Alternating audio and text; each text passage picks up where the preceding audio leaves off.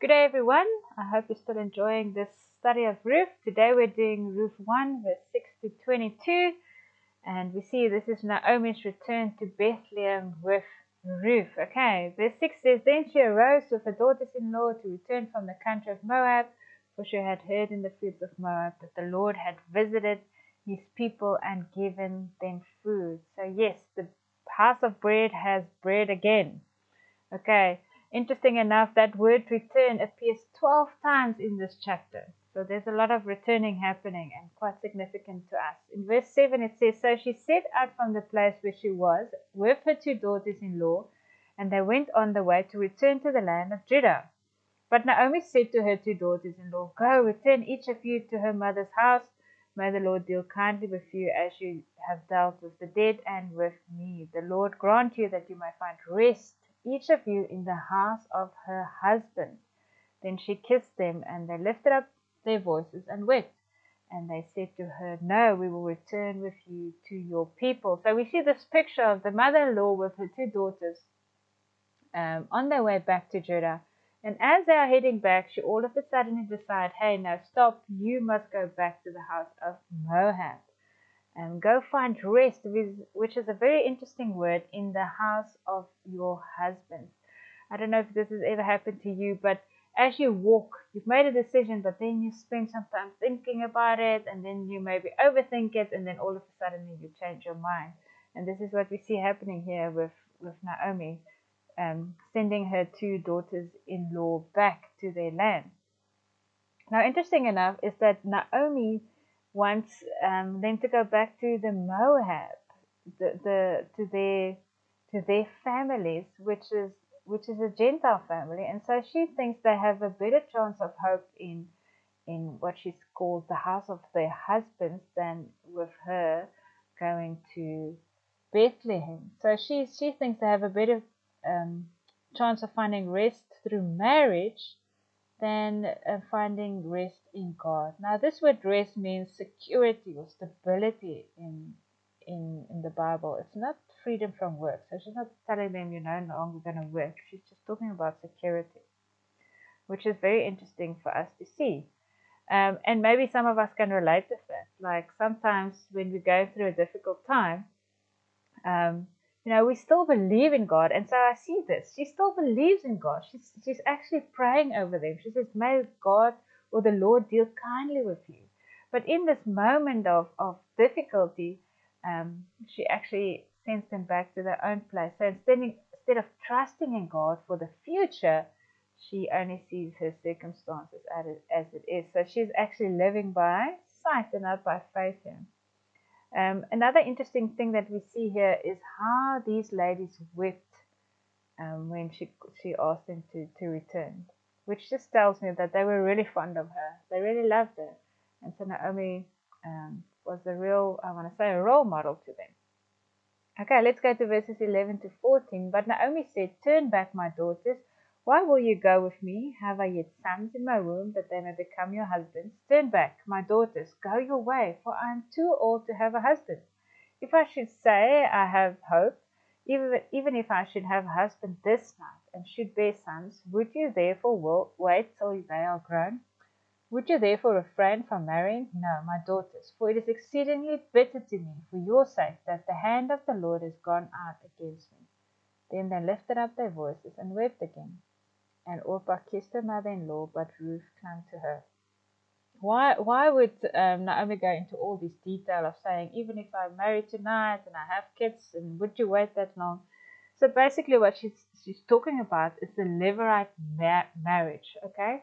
So it's just to keep the family line. So if one brother die, then you marry the next one to keep the family line. But now she's saying there's no hope. I can give you nothing. So she's looking at the natural again. She says, hey, I can't give you another son. So why are you following me? There's no hope when you come with me.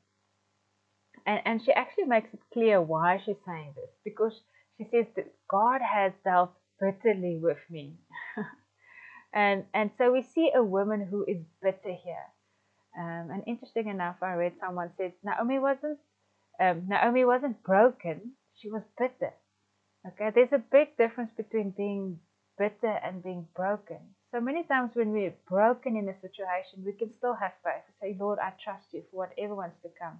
And we still want to show people to him. We still want to show people to Jesus. But we see Naomi here, she's bitter. So she wants the best for them. She still believes, but she actually don't have any faith in the future. She don't feel like she can offer them anything. Although she can offer them God, she can offer them hope in a king who is her king.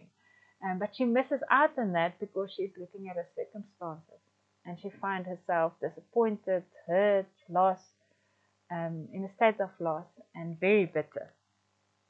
Okay, let's go to the next verses. Verses 15, verse 18 says, And she said, See, your sister-in-law has gone back to her people and to her gods. Return after your sister-in-law.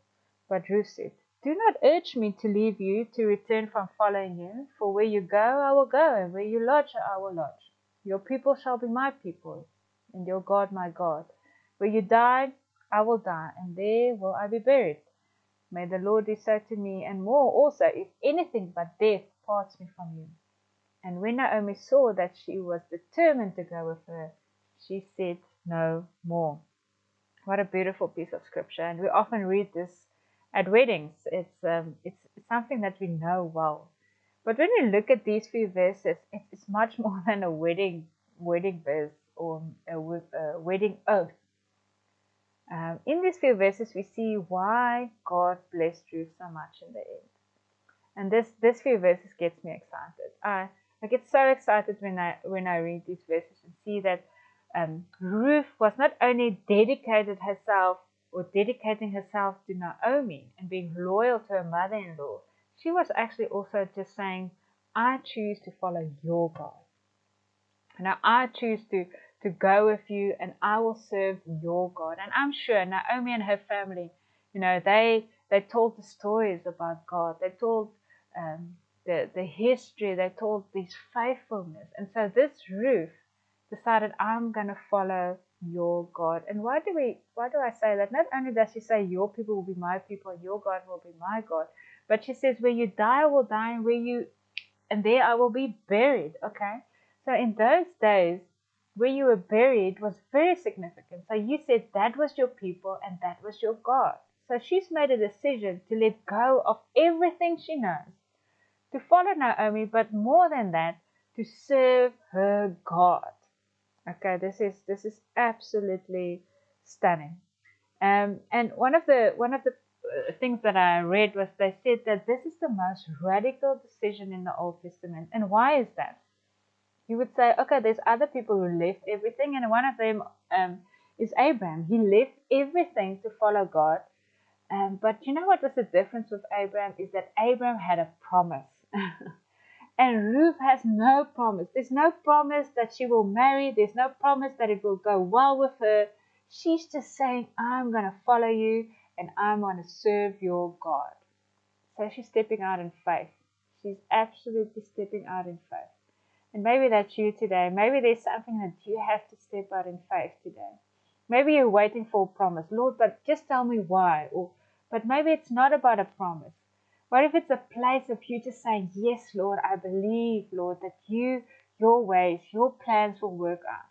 I don't have to understand everything always. Maybe you're called to something like that today. That when God speaks to you, you're not waiting for a promise, but you're like Ruth and say, your God will be my God. Saying that, Lord, I will follow you.